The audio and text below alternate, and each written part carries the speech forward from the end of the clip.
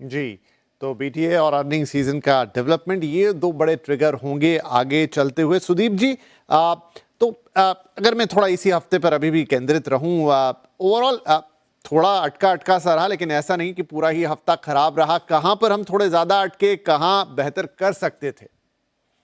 देखिए, सबसे बड़ी बात तो जैसे सुनील जी कह रहे हैं, जो ट्रेड डील जो सारे हो रहे हैं, और 9 जुलाई ट्रंप साहब का इम्पोज किया हुआ डेडलाइन है, जो उन्होंने इंक्रीमेंटल टैरिफ्स को रद्द किया था 9 जुलाई तक।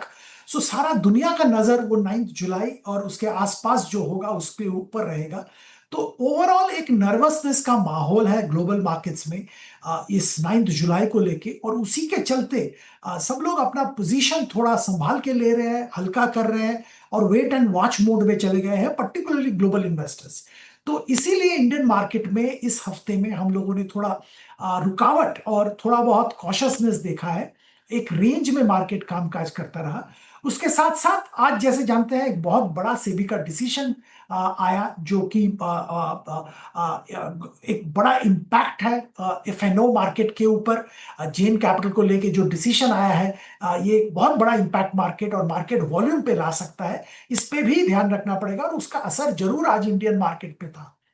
एक चीज मैं यहां पे जरूर पॉइंट आउट करना चाहूंगा, जो एडवांस जो आंकड़े आ रहे हैं, जो बिजनेस अपडेट्स आ रहे हैं इंडियन कॉर्पोरेट्स के, वो ठीक ठाक है, और वहां पे कुछ ग्रीन शूट्स क्लियरली विजिबल है।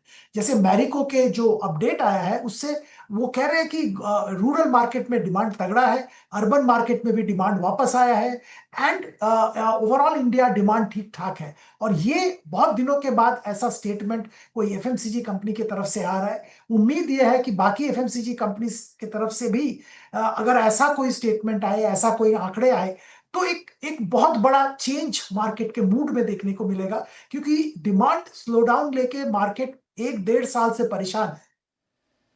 जी, तो सही बात है। ये तमाम चीज़ें हैं जो नज़र में रहेंगी। एक एक कमेंट अभिषेक और पंकज दोनों का इस पे ले लेता हूं, और फिर हम एक एक बिंदु पे चर्चा करेंगे आगे। ट्रेड डील और अर्निंग सीजन दोनों बड़े इंपॉर्टेंट रहने वाले हैं। अभिषेक, आपका क्या टेक रहेगा इस हफ्ते के लिए? विपिन जी, लार्जली जो ग्लोबल अनसर्टेनिटी है ना, वो अभी तक कहीं गई नहीं है।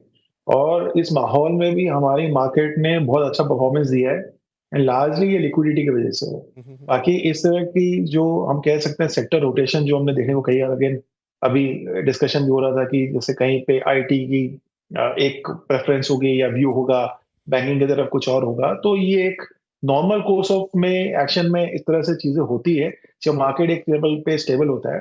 और एफआईआई तो अभी भी वेट एंड वॉच मोड में ही है। अच्छी बात ये कि कम से कम नेगेटिव टेरिटरी में नहीं गए, कुछ पॉजिटिव साइड में है।